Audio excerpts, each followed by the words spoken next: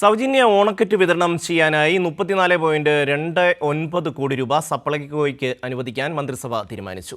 2024 Paris ഒളിമ്പിക്സിൽ വെങ്കല medal നേടിയ ഇന്ത്യൻ ഹോക്കി ടീം അംഗമായ PR ശ്രീജേഷിന് പാരിതോഷികമായി 2 കോടി രൂപ അനുവദിക്കാനും മന്ത്രിസഭാ യോഗത്തിൽ തീരുമാനമായി. അടുത്ത ചീഫ് സെക്രട്ടറിയായി planning additional chief secretary Sharada മുരളീധരനെ നിയമിക്കുവാനും തീരുമാനമായി. നിലവിലുള്ള chief secretary doctor V Venu August 31 ഒഴിയുന്ന മുറയ്ക്കാവും പുതിയ നിയമനം.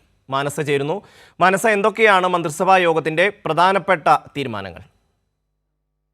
തീർച്ചയായും ഷമ്മി സൂചിപ്പിച്ചതുപോലെ തന്നെ സംസ്ഥാനത്തെ AIY കാർഡ് ഉടമകൾക്കും അതോടൊപ്പം തന്നെ ക്ഷേമ സ്ഥാപനങ്ങളിലെ താമസക്കാർക്കും സൗജന്യ ഓണക്കിറ്റ് വിതരണം ചെയ്യാനാണ് മന്ത്രിസഭാ യോഗത്തിന്റെ ഒരു തീരുമാനം. ഏതായാലും 13 ഇനം അവശ്യ സാധനങ്ങൾ ഉൾപ്പെടുത്തിയ സൗജന്യ കിറ്റ് വിതരണം ചെയ്യും. ഇതിനായി 34.29 കോടി രൂപ മുൻകൂറായി സപ്ലൈകോയ്ക്ക് അനുവദിച്ചിട്ടുണ്ട്. റേഷൻ കടകൾ മുഖേനയാണ് വിതരണം ഉണ്ടായിരിക്കുക. ആകെ 5,99,000 കിറ്റുകളാണ് ഈ വിതരണം ചെയ്യുക.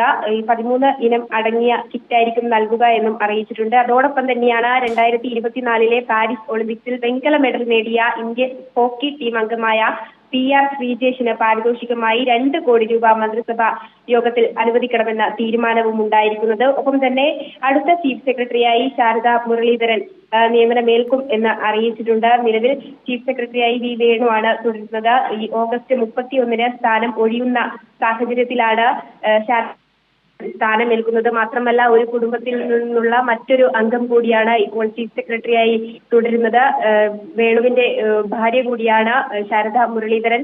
ഒപ്പം 2 പേർ കൂടി, അതായത് സ്ഥാനം ഒഴിയുമ്പോൾ ഈ ഒരു സ്ഥാനത്തേക്ക് അതേ കുടുംബത്തിൽ തന്നെ മറ്റൊരാൾ വരുന്നതും ഏറെ കൗതുകമായ ഒരു കാര്യം തന്നെയാണ്.